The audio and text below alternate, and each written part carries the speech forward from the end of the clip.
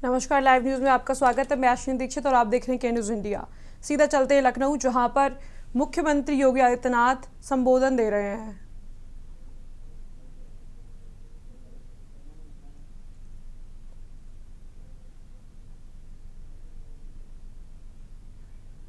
तो इसलिए इतना शानदार माहौल आज उन्होंने यहां पर इस कार्यक्रम के लिए भी उपलब्ध करवाया है। तो मैं सबसे पहले इंदिरा गांधी प्रतिष्ठान, जो प्रदेश की राजधानी का सर्वाधिक सार्वजनिक कार्यक्रमों का एक केंद्र बिंदु है, उसमें जुपिटर, मार्स और मरकरी के साथ ही अन्य सभागारों के पुनर्विकास के लिए, सुंदरीकरण की इस योजना के लिए हृदय से धन्यवाद देते हुए इस पूरे कार्यक्रम के लिए उनको बधाई देता हूं। और ये परिवहन विभाग पहला कार्यक्रम है जो इस आयोजन का हिस्सा बन रहा है। यानी जुपिटर हॉल के पुनरुद्धार और पुनर्विकास कार्यक्रम के बाद आज ये पहला अवसर है जब परिवहन विभाग का एक कार्यक्रम यहां पर हो रहा है, क्योंकि कार्यक्रम का शुभारंभ करने के लिए कार्यक्रम तो 11 बजे से मुझे बताया गया था, तो मैं मानता था कि मंत्री जी आपके 12 बजे तक पहुंचेंगे तो मैं भी पहुंच जाऊंगा, लेकिन मैं मीटिंग में ही था। मुझे 10 ही बजे बताया गया कि मंत्री जी पहुंच गए हैं। वे रात्रि में भी 12 बजे तक यहां थे और हम लोग 11 बजे, अब मेरा एक भाषण भी प्रारंभ हो चुका है। प्रधानमंत्री नरेंद्र मोदी का पंजाब, हरियाणा सहित बाढ़ प्रभावित राज्यों का करेंगे दौरा। प्रभावित राज्यों में हालात की करेंगे समीक्षा। भारत दौरे पर आएंगे मॉरिशस के प्रधानमंत्री डॉक्टर नरेंद्र चंद्र रामगुलाम। 9 से 16 सितंबर तक भारत दौरे पर रहेंगे प्रधानमंत्री। संयुक्त राष्ट्र महासभा में भारत का प्रतिनिधित्व करेंगे विदेशी मंत्री एस जयशंकर। 27 सितंबर को विदेश मंत्री संबोधित करेंगे महासभा। मुंबई में अनंत चतुर्दशी से पर की धमकी। मुंबई पुलिस को व्हाट्सएप पर धमकी भरा मैसेज मिला। श्रीनगर की हजरत बल दरगाह में अशोक स्तंभ से विवाद, शिलापट तोड़कर राष्ट्रपति हटाया। एयर इंडिया एक्सप्रेस विमान में तकनीकी खराबी, emergency landing. Delhi Indore flight में 161 पैसेंजर सवार थे। आप देख रहे हैं के न्यूज, खबरों का सारथी। सीधे चलेंगे लखनऊ, जहां पर मुख्यमंत्री योगी आदित्यनाथ लोगों को संबोधित कर रहे हैं। उत्तर प्रदेश परिवहन निगम सफलतापूर्वक अपनी सेवाएं प्रदान कर रहा है। उसके चैलेंजेस भी हैं। इतनी विशाल आबादी के लिए सुविधा देना, और खासतौर पर अभी हाल ही में रक्षाबंधन के अवसर पर 3 दिनों तक लगातार बस सेवा, और वह भी बहनों को फ्री में बस सेवा को जो सुविधा आपने उपलब्ध करवाई वह और भी शानदार थी। यद्यपि उसका प्रचार प्रसार विभाग नहीं कर पाया, कितनी बहनों ने यात्रा की इसके बारे में बहुत बता नहीं पाया। अगर उसका भी हाईलाइट करते तो लोगों के मन में एक और प्रचार का आपको आधार बनता, आपको एक अवसर था। लेकिन आज इतनी अधिक सेवाएं और इतना विस्तार, ये आज की आवश्यकता है, लेकिन भविष्य की चुनौतियां भी हम सबको आगाह कर रही हैं। याद रखना, कोई भी व्यक्ति हो या समाज, गांव हो या शहर, जिला हो, राज्य हो या देश, अगर वह समय की गति से पिछड़ जाता है तो हमेशा के लिए पिछड़ जाता है। अगर वह समय की गति से 2 कदम आगे चलने की सामर्थ्य रखता है तो वही प्रगति के पथ पर आगे बढ़ करके अपना विजय श्री का झंडा गाड़ता है। और उस विजयश्री की प्रगति की यात्रा में विजयश्री का झंडा गाड़ने के लिए हम भी विकसित भारत की इस परिकल्पना के सारथी बनेंगे। परिवहन विभाग के सामने पब्लिक ट्रांसपोर्ट की, सार्वजनिक क्षेत्र से जुड़ी हुई पब्लिक ट्रांसपोर्ट की इन सेवाओं को 3 प्रकार की उन योजनाओं के साथ हमारा शॉर्ट टर्म प्लानिंग हमारी क्या होगी, लघु अवधि की प्लानिंग क्या होगी अगले 3 साल के अंदर, अगले 10 वर्ष के अंदर और अगले 22 वर्ष के अंदर हमें क्या कुछ अचीव करना है पब्लिक ट्रांसपोर्ट के क्षेत्र में। और जहां पर संभावनाएं हैं वहां पर आप आसानी से इसे अचीव भी कर सकते हैं। आसानी से थोड़ा सा प्रयास, ये फाइल को लटकाने की आदत बंद करनी पड़ेगी। जन सुनवाई को तेजी के साथ आगे बढ़ाना पड़ेगा। विभाग में टीम वर्क को और सशक्त बनाना पड़ेगा, तो परिणाम आने में देर नहीं लगेगी, कोई देर नहीं लगेगी। और परिवहन विभाग ने करके दिखाया है। 2019 में प्रयागराज कुंभ, 2020 में वैश्विक महामारी कोरोना के दौरान जब 1 करोड़ कामगार और श्रमिक देश और से अलग अलग क्षेत्रों से अपने अपने गांव के लिए प्लान किए थे, न केवल उत्तर प्रदेश, बिहार, झारखंड, वेस्ट बंगाल, उड़ीसा, असम, इन सभी राज्यों से जुड़े हुए कामगार और श्रमिक इन 6 राज्यों से, उत्तर प्रदेश में सर्वाधिक थे, फिर बिहार के थे, वेस्ट बंगाल के थे, झारखंड थे, उड़ीसा था, असम था।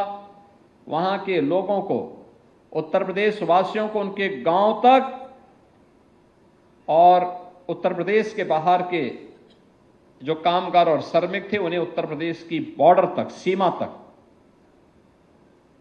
उत्तराखंड के प्रवासियों को हम लोगों ने उत्तराखंड के अंदर, जहां वहां की सरकार ने मांग की थी, देहरादून, हल्द्वानी और अन्य स्थलों पर, हरिद्वार तक पहुंचाने का मैं योगदान दिया था।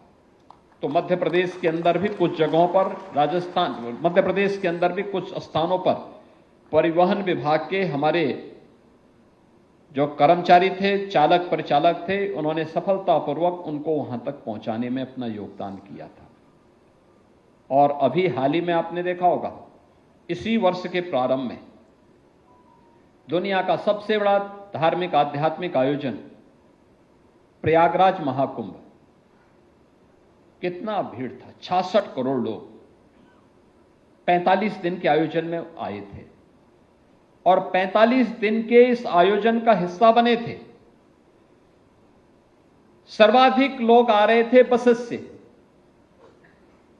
अपने अपने वाहन से आ रहे थे, बसेस से आ रहे थे। परिवहन निगम भी लगातार काम कर रहा था, लेकिन जब रेलवे स्टेशन पर अचानक भीड़ होती थी तो रेलवे स्टेशन से उन्हें प्रयागराज से बाहर तक पहुंचाने के लिए परिवहन निगम का बेड़ा हमेशा सतर्क रहता था, कार्य करता था, मशीन के साथ लगा रहता था। और इसीलिए परिवहन विभाग को हम लोगों ने हमेशा इस बारे में माना है कि परिवहन विभाग हमेशा प्रदेश के अंदर यह समय का साथी है। जब कोई आवश्यकता पड़ती है उस समय आवश्यकता के अनुरूप अपनी सेवा देने के लिए तत्पर दिखाई देता है। और इसलिए राज्य सरकार ने समय समय पर परिवहन विभाग के पुनर्विकास के लिए, उनके पुनरुद्धार के लिए अपनी योजनाओं को खुले और मुक्त हस्त से उन्हें सपोर्ट भी किया है। आज उन्हीं सेवाओं को और बेहतर बनाने के लिए बहुत सारे कार्यक्रम यहां पर प्रारंभ किए गए हैं, जिसमें जन सेवा केंद्रों के माध्यम से परिवहन सेवाओं को उपलब्ध कराने के कार्य का शुभारंभ भी हुआ है। और परिवहन विभाग के माध्यम से सीएससी के साथ एमओयू भी हुआ है। यानी एक कॉमन सर्विस सेंटर के माध्यम से भी आम जन को उसकी सुविधा उपलब्ध हो सके, वह अपनी जरूरत के हिसाब से परिवहन विभाग से जुड़ी हुई सेवाओं का उपयोग कर सके। आज ये एमओयू यहां पर संपन्न किया गया है। आईआईटी खड़गपुर और परिवहन विभाग के बीच में एमओयू, यह इस विभाग में तकनीक का उपयोग करते हुए सड़क सुरक्षा के मानकों को कैसे हम आज नेशनल एवरेज से भी अच्छा करने में सफल हों, जो हमारे लिए एक चुनौती बनी हुई है, उसका भी एक एमओयू यहां पर संपन्न हुआ है। इंटरनेशनल ड्राइविंग परमिट की एक नई बुकलेट का भी विमोचन हुआ है और सरल परिवहन हेल्पलाइन का भी 149 की हेल्पलाइन भी जारी हुई है। 149 की हेल्पलाइन एक सामान्य पैसेंजर के लिए बहुत महत्वपूर्ण है, क्योंकि जब आपने डिजिटल बस ट्रैकिंग ऐप का शुभारंभ कर दिया है, तो ये ऐप के साथ साथ हेल्पलाइन एक सामान्य नागरिक को अत्यंत मदद करेगा अपने परिजन के बारे में, अपने नातेदार रिश्तेदार के बारे में कि वह व्यक्ति कहां पर पहुंचा है, कहां पे व्यवस्था है, क्या सुविधाएं हैं। आज यहां पे इसके साथ ही पीपीपी मोड के अंतर्गत जो हम लोगों ने बस स्टेशनों को यहां पर प्रदेश के अंदर बनाया है, उनका उद्घाटन और शिलान्यास का कार्यक्रम भी हो रहा है, जो 82 करोड़ रुपए की लागत से हैं। और पीपीपी मोड पर विकसित किए जाने वाले जो बस स्टेशन हैं, 23 बस स्टेशन हम लोग ने अब तक इसके कैबिनेट से दिया है, जिसमें से 7 का शिलान्यास हो रहा है, लेकिन शेष 16 भी तत्काल तैयार हो जाए। इसके साथ ही हर जनपद में जाना है तो 54 ऐसे अन्य बस स्टेशन भी पर मोड पर हमें वर्ल्ड क्लास इंफ्रास्ट्रक्चर विकसित करना है। एक छत के नीचे बस स्टेशन भी होगा, रेस्टोरेंट भी होगा, यात्री चालक परिचालक की सुविधा, उनके लिए भी फैसिलिटेशन सेंटर होगा, तो वहां पर होटल आदि की सुविधा भी हो। कोई पैसेंजर आया है, उसको ठहरना है, उसकी सुविधा हो, पार्किंग की उचित व्यवस्था भी हो। ये सभी चीजें हमें इसके माध्यम से विकसित करनी होंगी। एडीटीसी के 4 नवीन केंद्रों के प्रमाण पत्र भी यहां पर आज जारी किए गए हैं। आरबीएसएफ के 4 नवीनतम केंद्रों के भी प्रमाण पत्र आज यहां पर जारी किए गए हैं और 4 नवीनतम ऑटोमेटेड टेस्टिंग सेंटर के निवेशकों को भी प्रमाण पत्र वितरित किए गए हैं। जन सेवा केंद्रों के माध्यम से परिवहन सेवाएं उपलब्ध कराने के विषय में भी यहां पे प्रमाण पत्र दिए गए हैं और राष्ट्रीय ग्रामीण आजीविका मिशन के अंतर्गत महिला स्वयंसेवी समूह को से जुड़े हुए 3 महिलाओं को भी जो योग्य थी, दक्ष थी, उन्हें नियुक्ति पत्र भी यहां पर वितरित किया गया है। मुख्यमंत्री योगी आदित्यनाथ ने लखनऊ में परिवहन विभाग के जन केंद्रों का उद्घाटन किया। अब दूसरी तस्वीर हम आपको दिखा रहे हैं सीएम धामी की, जो कि हम इस बात को ध्यान में रखना, हमें ध्यान। सहायक अध्यापक प्राइमरी श्री कौशल कुमार,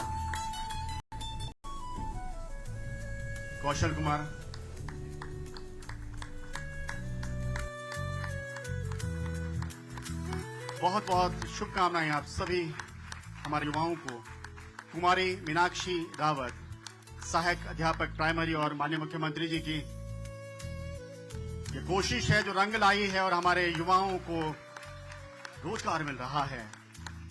उन्होंने मेहनत की और उनकी मेहनत का सिला। श्रीमती रश्मि राणा, सहायक अध्यापक प्राइमरी, बहुत बहुत शुभकामनाएं आप सभी। एक बार जोरदार तालियां और मुख्यमंत्री जी के इस प्रयास के लिए कि हर व्यक्ति तक रोजगार पहुंचे। बहुत बहुत धन्यवाद आप सभी का। अपना स्थान लेंगे माननीय मुख्यमंत्री जी और माधव जी। और सीधे अब हमारी नजरें इस स्क्रीन पर माननीय मुख्यमंत्री जी के नेतृत्व में जनजाति कल्याण विभाग क्या क्या कर रहा है, क्या प्रगति कर रहा है, आइए देखते हैं। एक बार जोरदार तालियां।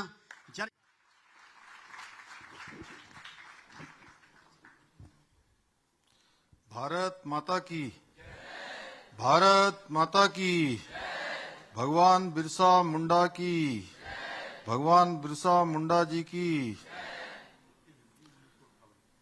नियुक्ति पत्र वितरण समारोह एवं विभिन्न योजनाओं के लोकार्पण शिलान्यास के अवसर पर मंच पर आसीन अभी आप सबने जिनको सुना, उत्तराखंड सरकार के मेरे सहयोगी कैबिनेट मंत्री आदरणीय गणेश जोशी जी, हमारे वरिष्ठ विधायक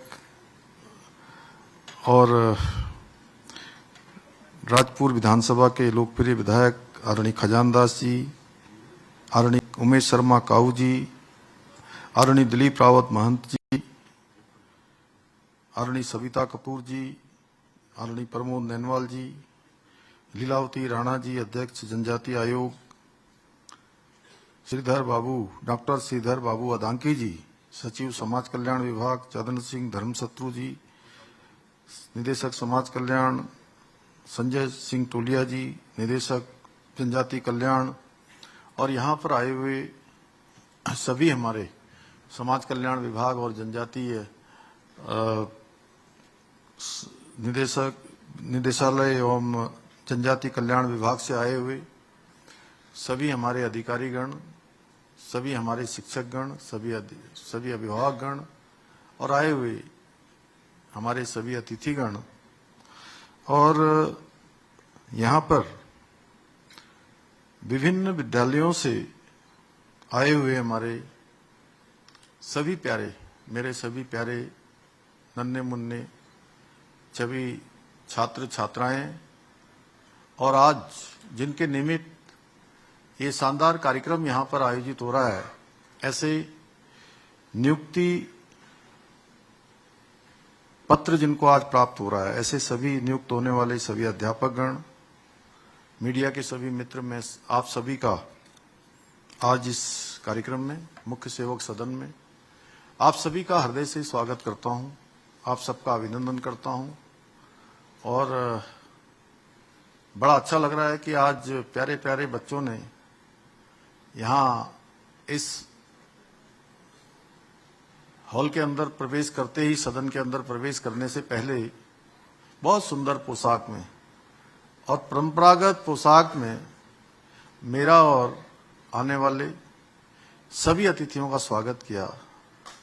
मैं इसके लिए सभी बच्चों को, सभी हमारी बेटियों को मैं बहुत उनका दिल से आभार व्यक्त करता हूं और उनके सबके उज्जवल भविष्य की कामना करता हूं। सर्वप्रथम आज के इस विशिष्ट कार्यक्रम में मैं भगवान बिरसा मुंडा जी को नमन करता हूं। साथ ही मैं आज समाज कल्याण विभाग, जनजाति कल्याण विभाग में सहायक अध्यापक के पद पर नियुक्ति पत्र प्राप्त करने वाले सभी अभ्यर्थियों को बहुत शुभकामनाएं देता हूं, बहुत बधाई देता हूं। साथ ही आज जनजाति कल्याण विभाग की 15 करोड़ से अधिक की विकास योजनाओं के आज हमने यहाँ पर लोकार्पण शिलान्यास भी किया है। मुझे पूरा विश्वास है कि ये योजनाएं न केवल जनजाति समाज की आधारभूत सुविधाओं को सशक्त बनाने में सहायक सिद्ध होंगी, बल्कि नागरिकों को भी बेहतर सुविधाएं उपलब्ध कराने के साथ ही हमारे जनजाति समाज के विकास को नई उन्नति और नई गति प्रदान करेंगी।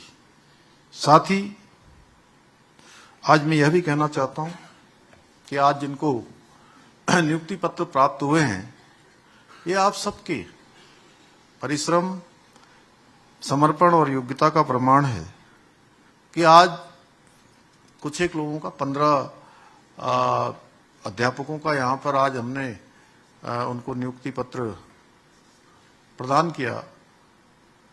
लेकिन इस परीक्षा में मुझे लगता है कि हजारों हजार अभ्यर्थियों ने भाग लिया होगा, उनमें से आप 15 का ही चयन हुआ है।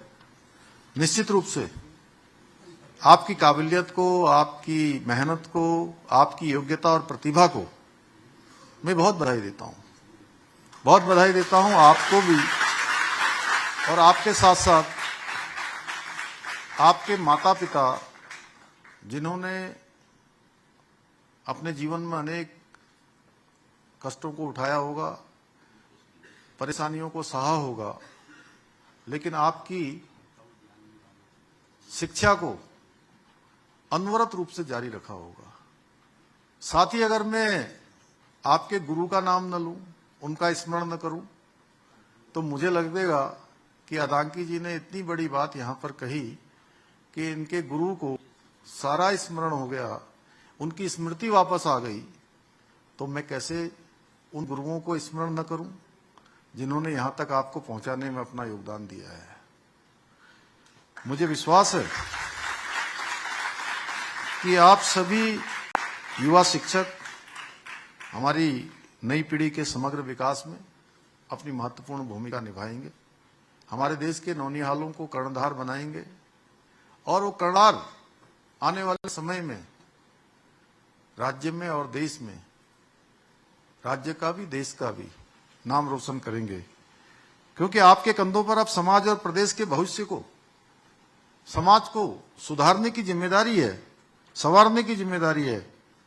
जब किसी एक बच्चे को अच्छी शिक्षा मिलती है तो वो न केवल अपने जीवन को बेहतर बनाता है, बल्कि समाज और देश के लिए भी एक अनमोल योगदान देता है। भाइयों बहनों, आदरणीय प्रधानमंत्री श्री नरेंद्र मोदी जी के नेतृत्व में देश में आज जनजातीय समाज के लिए, आदिवासी समाज के लिए, वंचित समाज के लिए अनेक काम किए जा रहे हैं, अनेक ऐतिहासिक कदम उठाए जा रहे हैं। इस संबंध में सबसे पहला उनका अहम फैसला भगवान बिरसा मुंडा की जयंती को जनजातीय गौरव दिवस के रूप में मनाने का निर्णय था, जिससे पूरे देश में आदिवासी समाज की संस्कृति और योगदान को सम्मान मिला और उनको आगे बढ़ने का एक प्रोत्साहन मिला। और पहले की सरकारें केवल दिखावे के लिए आदिवासी समाज की बातें किया करती थी, जबकि आज आदरणीय प्रधानमंत्री श्री नरेंद्र मोदी जी के नेतृत्व में आदिवासी समाज के समग्र विकास के लिए नित नए नए कार्य किए जा रहे हैं। फिलहाल वक्त हो चुका एक छोटे से ब्रेक का, जल्द मिलते हैं ब्रेक के बाद। आप देख रहे हैं के न्यूज, खबरों का सारथी। ब्रेक के बाद आप सभी का स्वागत है। अब बात करेंगे सुरक्षा कड़ी परीक्षा की घड़ी। लखनऊ से आपको बता रहे हैं यूपी SSSC पैट 2025 परीक्षा आज से शुरू। परीक्षार्थियों के लिए चलाई गई अतिरिक्त बसें, ट्रेन 6 से 7 सितंबर को 48 जिलों में आयोजित परीक्षा। आपको बता दें कि बड़ी संख्या में अभ्यर्थियों की उम्मीद, पुख्ता इंतजाम। 6 से 7 सितंबर को 48 जिलों में आयोजित परीक्षा। पहली शिफ्ट सुबह 10 बजे से 12 बजे तक, दूसरी शिफ्ट दोपहर 3 बजे से शाम 5 बजे तक चलेगी। आपको बता दें कि आयोग ने 1 सितंबर को जारी किया था एडमिट कार्ड।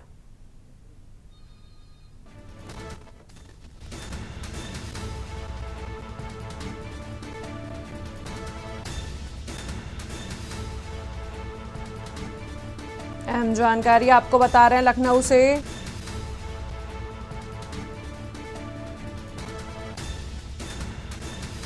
पहली शिफ्ट सुबह 10 बजे से दोपहर 12 बजे तक चलेगी, दूसरी शिफ्ट दोपहर 3 बजे से शाम 5 बजे तक चलेगी।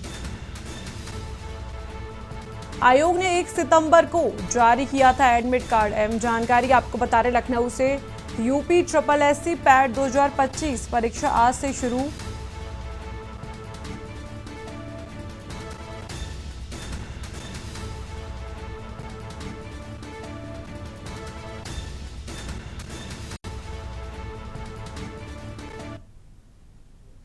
उत्तर प्रदेश अधीनस्थ सेवा चयन आयोग यूपी SSSC आज सुबह 10 बजे पहली शिफ्ट आयोजित की जाएगी। यूपी SSSC आपको बता दें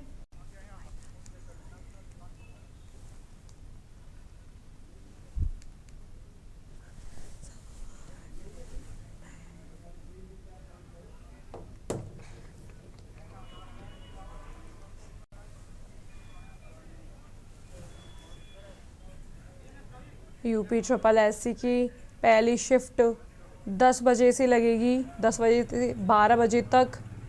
दूसरी शिफ्ट 3 बजे से 5।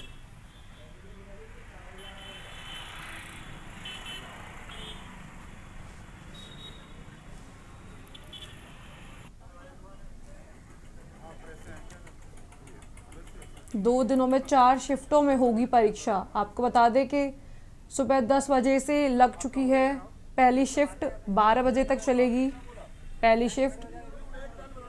दूसरी शिफ्ट 3 बजे से 5 बजे तक।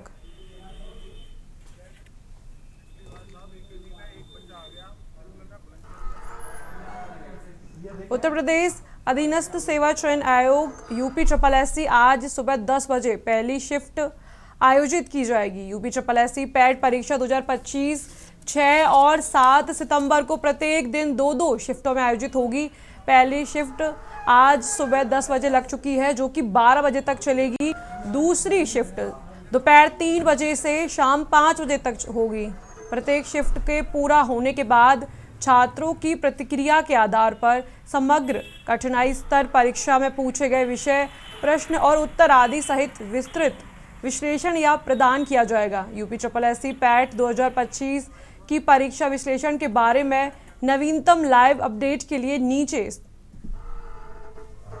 विश्लेषण तैयारियों में महत्वपूर्ण भूमिका निभाता है। यह उम्मीदवारों को परीक्षा के स्तर, पूछे जाने वाले प्रश्नों के प्रकार आदि के बारे में जानने में मदद करता है, जो कि तैयारियों में उनकी मदद करते हैं। प्राधिकरण में अपनी आधारित वेबसाइट पर UP triple SC PAT admit card 2025 जारी कर दिया था। उम्मीदवार को एडमिट कार्ड में उल्लेखित अपने परीक्षा केंद्र के बारे में पता चल जाएगा।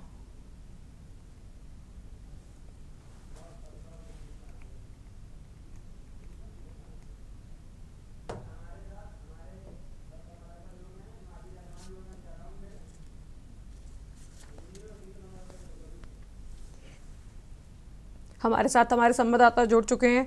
माजिद अरमान जुड़ चुके हैं जालौन से, अनुज चौधरी हापुड़ से, केशवानंद शुक्ला रायबरेली से।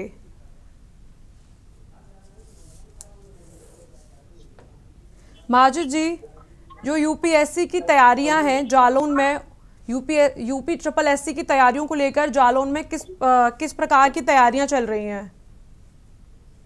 जी हाँ, बिल्कुल आपको बता दें कि परीक्षा को लेके जैसे ही घोषणा हुई उसी को लेकर तैयारियां शुरू हो गई हैं। जिलाधिकारी राजेश पांडे और एसपी दुर्गेश कुमार ने कमान को संभाला है और साथ में उनके जितने भी संबंधित अधिकारी हैं, सभी लोगों ने जो है पिछले जैसे ही एडमिट कार्ड बांटना शुरू हुआ उसको लेकर परीक्षा केंद्रों पे जाकर वहां पे उन्होंने जो है निरीक्षण करना शुरू कर दिया। जरूरत चीजें जहां पे परीक्षा को लेकर सीसी कैमरे, पेयजल की व्यवस्था, ठहरने की व्यवस्था, इन सारी चीजों को लेकर उन्होंने बारीक से परीक्षा किया। वहां पे जाके उन्होंने चेक किया, व्यवस्थाओं को देखा और खास तौर से उन्होंने जाके रेलवे स्टेशन पर जो परीक्षार्थी आ रहे हैं उनको लेकर उनके ठहरने की को लेकर किस तरीके से आ रहा है, कहाँ उनको रोकना है, किस तरीके से उनको बैठाना है, इसको लेकर उन्हें सारी व्यवस्थाएं कल से ही शुरू हो गई। और आज जो है सुबह 10-12 बजे से लेके 4 बजे तक वहां जो बैरिकेडिंग लगा दी जहां परीक्षा हो रही है, उन्होंने साफ तौर से कह दिया कि यहाँ पर किसी किस्म का आवाजावा वहां पे नहीं रहेगा।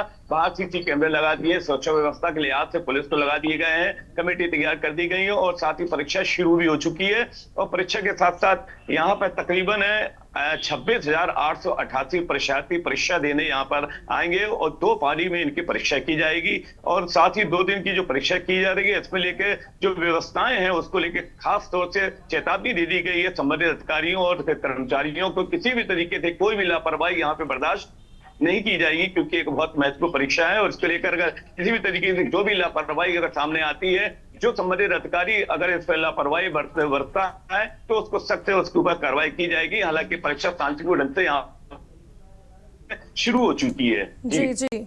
अनुज चौधरी जी, हापुड़ में यूपी ट्रिपल एससी की तैयारियां कैसी हैं और रेलवे की तैयारियां कैसी हैं?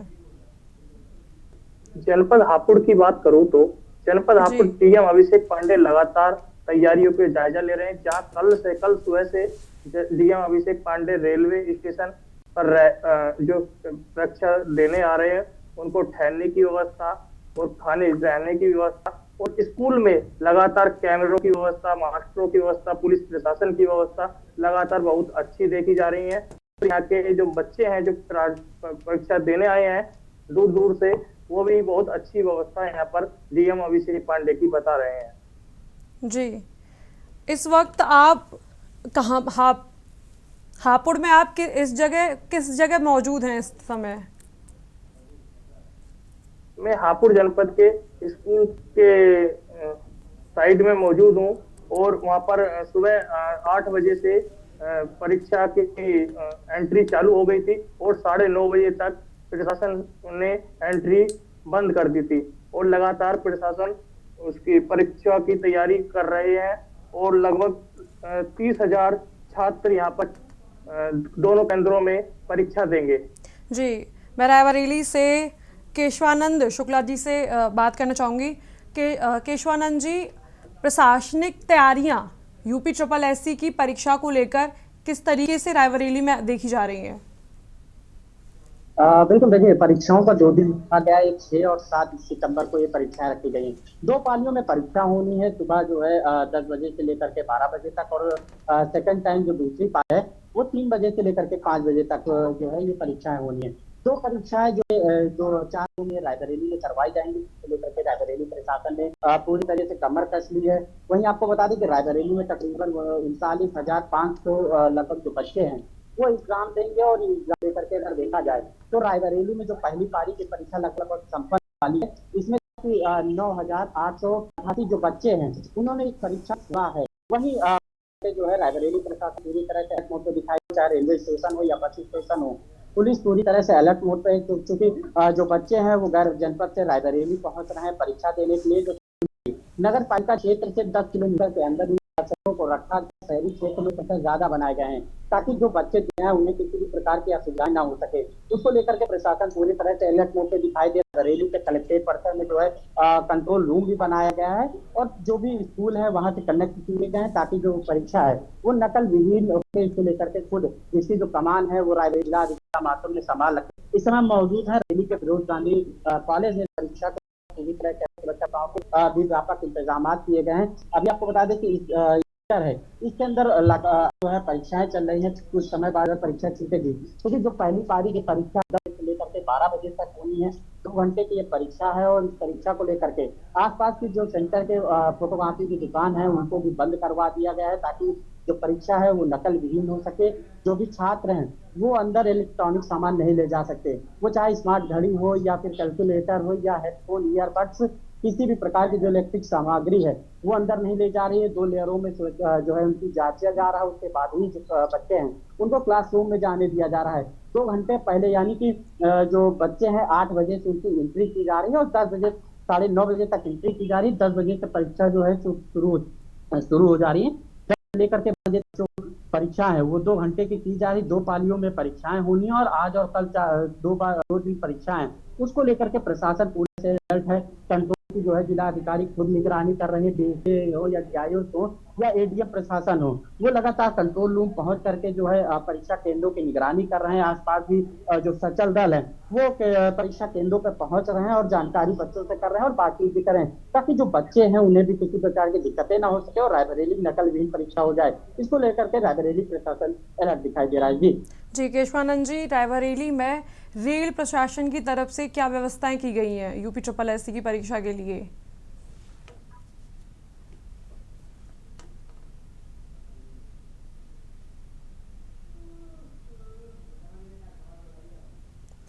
केशवानंद जी, रायबरेली में यूपी SSSC की परीक्षा को लेकर रेल प्रशासन की ओर से क्या क्या व्यवस्थाएं की गई हैं? बिल्कुल, देखिए रेल की अगर बात की जाए, जो रायबरेली का सेंटर है वो जो है रायबरेली के जो लड़कियों के सेंटर है वो हरदोई भेजे गए हैं। जो लड़के हैं उनके सेंटर को जो है कन्नौज, इटावा के लिए भेजा गया है। वहीं जो अगर पहाड़ी जिलों की बात की जाए तो सुल्तानपुर, प्रतापगढ़, इटावा से जो लड़के हैं वो रायबरेली पहुंच रहे हैं। गाजीपुर से भी लड़के चूंकि दूर दूर से है, राजधानी से जहाँ ट्रेनों की अगर बात की जाए तो काफी कम ट्रेनें जो है रायबरेली आवागमन होती है। वो चाहे सुल्तानपुर से बात की जाए या फिर गाजीपुर से बात की जाए या फिर इटावा से बात की जाए, ये जो ट्रेनें हैं वो लखनऊ तक ही मात्र पहुंचती। लेकिन बस सुविधा जो परिवहन विभाग है परिवहन विभाग की तरफ से जो है अलर्ट व्यवस्थाएं की गई हैं। अगर बसों की संख्याओं की बात की जाए तो बसों की जो संख्या है वो आम दिनों से ज्यादा जो है इस समय बढ़ाई गई। 2 दिनों के लिए स्पेशल बसें चलाई गई हैं ताकि जो अभ्यर्थी हैं वो उन्हें दिक्कतें ना हो सके, उनको लेकर के जो है परिवहन विभाग की तरफ से बसें चलाई गई हैं। लेकिन ट्रेनों की संख्याएं जो है वो बिल्कुल नहीं बढ़ी है। तो देखा जा रहा है कि जो रेलवे स्टेशन है वहां पे भी काफी भीड़ देखने को मिल रही, क्योंकि रायबरेली में 39,500 से अधिक जो बच्चे हैं वो एग्जाम देने के लिए पहुंच रहे हैं और यहाँ के भी जो बच्चे हैं वो गैर जनपद जा रहे हैं। तो देखा जा रहा है कि जो गैदरिंग है वो चाहे बस स्टेशन की बात की जाए या रेलवे स्टेशन की बात की जाए तो यहाँ पे काफी भीड़ भी देखने को मिल रही है। ट्रैफिक व्यवस्थाओं को लेकर के देखा जाए तो जो है लगातार जो ट्रैफिक पुलिस है वो चौराहों पर जो है ट्रैफिक व्यवस्थाएं दुरुस्त करने का काम कर रही है। लेकिन संख्याएं अधिक होने के चलते देखा जा रहा है कि रायबरेली में ट्रैफिक व्यवस्था भी जो है बढ़ती हुई नजर आ रही है। लेकिन जो बच्चे हैं उन्हें दिक्कत ना हो उसको लेकर के प्रशासन जो है सड़कों पे उतरा हुआ है। लगातार देर रात भी जो है रायबरेली के क्षेत्राधिकारी अमित सिंह है उन्होंने रेलवे स्टेशन का भी जायजा लिया था। सिटी मजिस्ट्रेट लगातार जो है सड़कों पे है, रेलवे स्टेशन पहुंच रहे हैं, बस स्टेशन पहुंच रहे हैं और खासकर होटल और ई रिक्शा, क्योंकि जब एग्जाम होता है, जब बाहर से लोग आते हैं तो इनके जो किराया है वो भी बढ़ा दिया जाता है। उसको लेकर के खास हिदायत दी गई है कि जो आम रेट है उसी रेट पे जो है बच्चों को जो है रूम दिए जाए और जो ई रिक्शा का पैसा है उतना ही किराया लिया जाए, क्योंकि देखा जाता है इनके द्वारा जो है अधिक पैसा लिया जाता है जिससे बच्चों को काफी दिक्कतें होती है।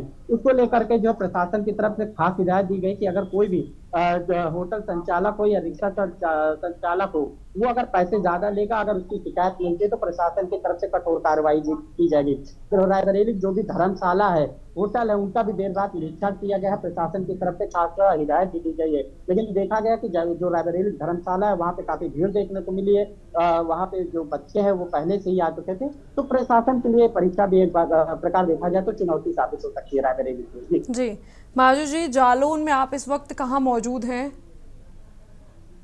इस वक्त हम परीक्षा केंद्र के बाहर मौजूद हैं। तो और इस वक्त जो है सुरक्षा व्यवस्था की जो इंतजाम है वो कहीं ना कहीं ये दर्शा रहे हैं कि जो प्रशासन ने पहले से जो अलर्ट कर रखा था तो कहीं ना कहीं उसका दृश्य साफ तौर से नजर आ रहा है, क्योंकि उन्होंने दूरी जो बना के लोगों की रखी थी, दुकानों के जो परीक्षा केंद्रों के बगल में जो दुकानें थी बराबर में, उनको उन्होंने पहले से अलर्ट कर दिया था कि 2 दिन जो दुकानें हैं 10 से लेके 4 बजे तक नहीं खुलेगी। उसको लेकर यहाँ पे काफी सन्नाटा भी पसरा हुआ है और परीक्षा जो देने आए हैं उनके जो लोग जो साथ में आए हैं उनको भी दूर बना के वहां बैठाला गया है। और खास तौर से ये परीक्षा केंद्र पे जो पहले से जिन्होंने साफ सफाई और अंदर जो व्यवस्थाएं हैं उसको दुरुस्त करने को लेकर बराबर लगातार जो कमेटी बनाई गई थी वो बराबर निरीक्षण कर रही है। हालांकि परीक्षा शुरू होने से पहले जिलाधिकारी खुद परीक्षा केंद्रों पे जाकर वहां निरीक्षण कर रहे थे, देख रहे थे कहीं ऐसा ना हो कि परीक्षा केंद्र में किसी प्रकार की कोई लापरवाही नजर आ जाए। इसको लेकर उन्होंने बराबर जो है रात से ही परीक्षा केंद्रों पे लोगों की ड्यूटी लगा रखी थी और सीसी कैमरे लगा रखे थे और खुद जाके उन्होंने वहां पे बारीकी से चेक किया है। और अगर व्यवस्था की जाए लोगों के रुकने को लेकर एक तरह समस्या पैदा हो रही थी कि इनको कहाँ रोका जाए, क्योंकि होटल पहले से बहुत ज्यादा बुक चल रहे थे। तो इसको लेकर जिलाधिकारी और उनकी टीम ने जाके स्टेशन पे परीक्षार्थियों को लेकर प्राइवेट किसी होटलों पे वहां रुकवाने की जगह उन्होंने किसी धर्मशाला और लोगों को किसी शादी गृह में जाके वहां सफाई करवा कर वहां पे सुरक्षा व्यवस्था बनाकर उनको वहां पे रोका गया है, क्योंकि यहाँ पर होटल जो है यहाँ पे कम है। इसको लेकर एक परेशानी जरूर कल पैदा हो रही थी। इसको लेकर आज जो इंतजाम किया गया है तो कहीं ना कहीं ये प्रशासन जो कार्य जो किए जा रहे हैं, जिस तरीके से जो कार्य उनका जो संदेश था वो कहीं ना कहीं सही नजर आ रहा है, क्योंकि जिस तरीके से परीक्षा कराना थी उनको निष्पक्ष ईमानदारी और नकलविहीन परीक्षा को लेकर उन्होंने साफ तौर से कह रखा था कि किसी प्रकार की किसी परीक्षार्थी को कोई परेशानी ना हो और किसी प्रकार की कोई परीक्षा में किसी भी कोई बाधा नहीं होना चाहिए। इसको लेकर प्रशासन सुबह से अलर्ट है और सुबह से लगातार जिसकी जहां ड्यूटी थी वहां उसको लगा दिया गया था। और जो 4 केंद्रों में परीक्षा कराई जा रही है वहां पे कड़ी सुरक्षा व्यवस्था का इंतजाम किया गया है, क्योंकि किसी प्रकार की कोई परेशानी ना आ सके। और जो जिनकी ड्यूटी थी उनको वहां मुस्तैद कर दिया गया है। और सबसे बड़ी बात आपको ये बता दें कि इस परीक्षा को लेकर जहां पर इन्होंने जो सुरक्षा व्यवस्था को इंतजाम है, अभी हालांकि कल 2 त्योहार निकले थे, उसको लेकर जो कर्मचारी थे जो जिनकी ड्यूटी लगी थी उनकी भी ड्यूटी यहाँ पर लगी, तो उनका कहना यह था कि कुछ डबल ड्यूटी हो गई। इसको लेकर उन्होंने साफ तौर से कहा है कि किसी को किसी प्रकार की कोई छुट्टी नहीं दी जाएगी। जिसकी ड्यूटी परीक्षा में लगी है और वो परीक्षा में उनकी ड्यूटी देखी जाएगी। तो वहां इसको लेकर साफ तौर से उनका कल एक मीटिंग रही थी, उस मीटिंग में उन्होंने साफ तौर से बोल दिया था। तो आज वो जो परीक्षा हो रही है शांतिपूर्ण ढंग से अभी तक परीक्षा चल रही है, कोई ऐसी बात सामने भी नहीं आई है, क्योंकि सुरक्षा व्यवस्था का जो इंतजाम है वो बहुत टाइट यहाँ पर देखने को मिल रहा है। जी, आप सभी का बहुत बहुत शुक्रिया हमसे जुड़ने के लिए, हम जानकारी साझा करने के लिए।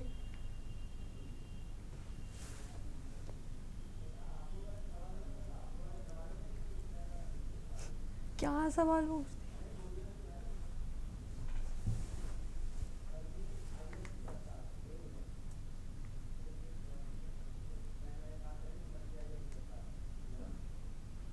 अब बात करेंगे फर्जी आईएएस ऑफिसर गिरफ्तार। आपको बता दें कि राजधानी लखनऊ में एक बड़े फर्जीवाड़े का भंडाफोड़ करते हुए पुलिस ने खुद को आईएएस अधिकारी बताने वाले सौरभ त्रिपाठी को गिरफ्तार किया है। आरोपी के पास से 6 लग्जरी गाड़ियां, फर्जी सरकारी पास, लाल नीली बत्तियां और भारत सरकार लिखे दस्तावेज बरामद हुए हैं। आपको बता दें कि सौरभ सोशल मीडिया पर @सौरभ IAAS नामक से सक्रिय था और कई सरकारी व सामाजिक कार्यक्रमों में VIP बनकर शामिल होता था। वजीरगंज थाना क्षेत्र में चेकिंग के दौरान पुलिस ने जब उसकी गाड़ी रोकी तो सौरभ ने IAS अफसर होने का झांसा दिया, लेकिन जांच में उसका फर्जीवाड़ा सामने आ गया। आपको बता दें कि आरोपी गौतम बुद्ध नगर का रहने वाला है और लखनऊ के शालीमार बनवाड़ में 80,000 रुपए किराए वाले मकान में लग्जरी जिंदगी जी रहा था। पुलिस के मुताबिक सौरभ बिहार, उत्तराखंड समेत कई राज्यों में अफसरों से मिलकर अपने काम करवाता था। उसके साथ एक असिस्टेंट भी था जिसे वह सैलरी भी देता था, लेकिन असली पहचान छुपाई थी। पुलिस अब पूरे नेटवर्क और इसके वित्तीय स्रोतों की गहराई से जांच कर रही है।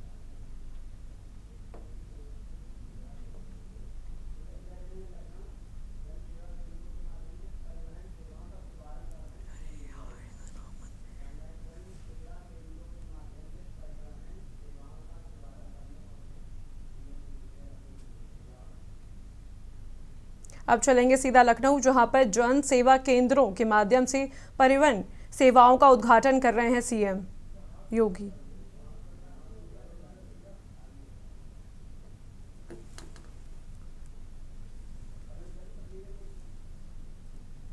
जन सेवा केंद्रों के माध्यम से परिवहन सेवाओं का शुभारंभ करते हुए मुख्यमंत्री योगी आदित्यनाथ लखनऊ से आपको ये तस्वीरें दिखा रहे हैं। हेल्पलाइन नंबर 149 का भी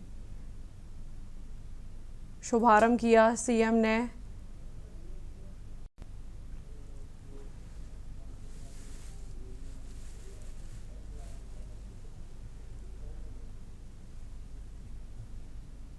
लखनऊ की ये तस्वीरें जहां मुख्यमंत्री योगी आदित्यनाथ जन सेवा केंद्रों के माध्यम से परिवहन सेवाओं का शुभारंभ कर रहे हैं। परिवहन विभाग में जन सेवा केंद्रों का उद्घाटन मुख्यमंत्री योगी आदित्यनाथ के द्वारा किया गया।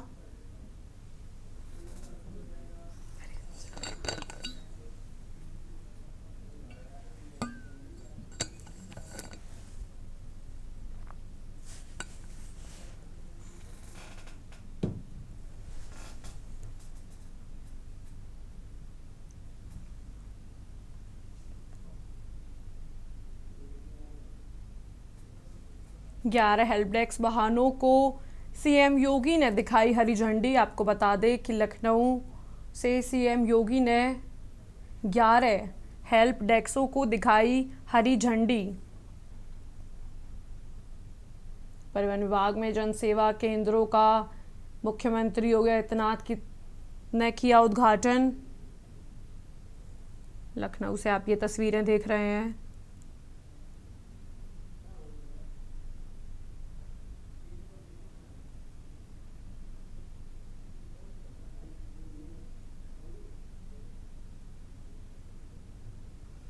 चौदह 14,000 बसें परिवहन विभाग के पास हैं, बताया मुख्यमंत्री योगी आदित्यनाथ ने।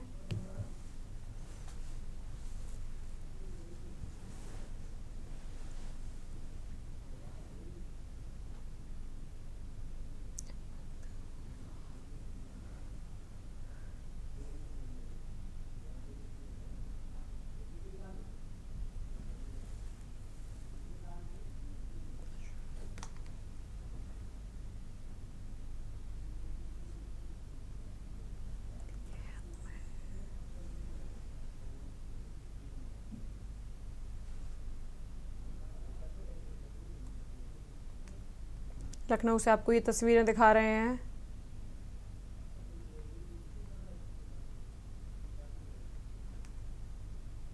जहां परिवहन विभाग में जन सेवा केंद्रों का उद्घाटन मुख्यमंत्री योगी आदित्यनाथ ने किया। 11 इंटरसेक्टर को हरी झंडी भी सीएम ने दिखाई। आपको बता दें, इलेक्ट्रिक बसों का मुख्यमंत्री योगी आदित्यनाथ द्वारा किया गया शुभारंभ।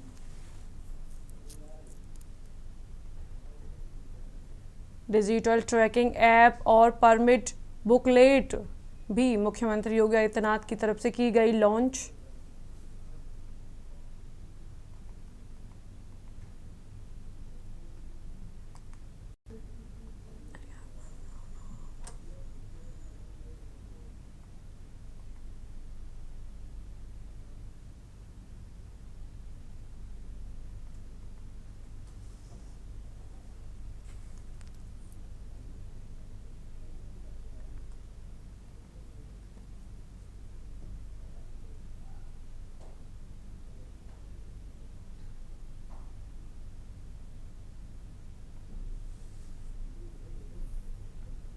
मुख्यमंत्री योगी आदित्यनाथ इलेक्ट्रिक बसों के अंदर उनका निरीक्षण करते हुए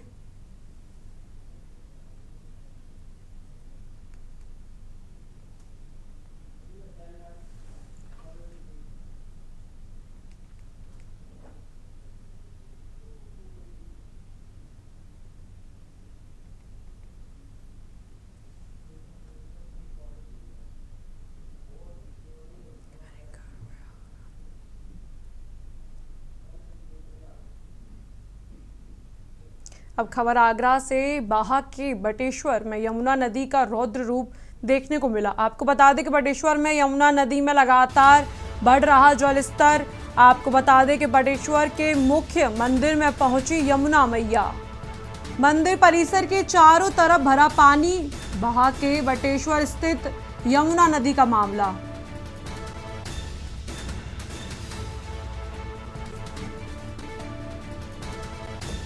बटेश्वर में यमुना नदी के जलस्तर से बड़ी समस्या। बटेश्वर में मुख्य मंदिर तक पहुंची यमुना। मंदिर परिसर के चारों तरफ भरा पानी। आगरा के बाकी ये तस्वीरें जहां बटेश्वर मंदिर तक यमुना नदी का पानी पहुंच चुका है। बटेश्वर में यमुना नदी में लगातार बढ़ रहा है जलस्तर। आपको बता दें कि बटेश्वर के मुख्य मंदिर में पहुंची यमुना मैया। मंदिर परिसर के चारों तरफ भरा पानी। आगरा के बाकी ये तस्वीरें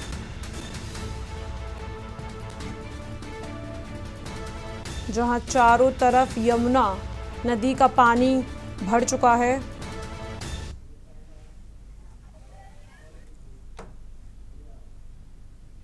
अब खबर भिंड से। आपको बता दें कि तूल पकड़ रहा कलेक्टर का तलवार लहराना। आपको बता दें कि कलेक्टर संजीव श्रीवास्तव ने लहराई थी तलवार। लोगों को लेकर अधिवक्ता नरेंद्र चौधरी पहुंचे थाना देहात। थाना पुलिस ने मामला दर्ज करने की मांग। तहरीर में आर्म्स एक्ट के तहत एफआईआर दर्ज करने की मांग। तहरीर पहुंचने से थाना सहित महकमे में हड़कंप। आपको बता दें कि अपराधी की भांति बयान से तलवार निकालने का आरोप।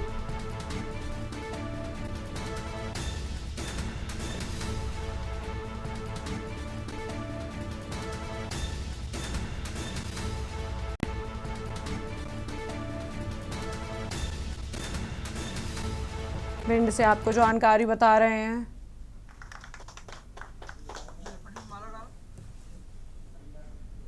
फिलहाल इस बुलेटिन में इतना ही। आप देखते रहिए के न्यूज़ इंडिया। आप देख रहे हैं के न्यूज़, खबरों का सारथी।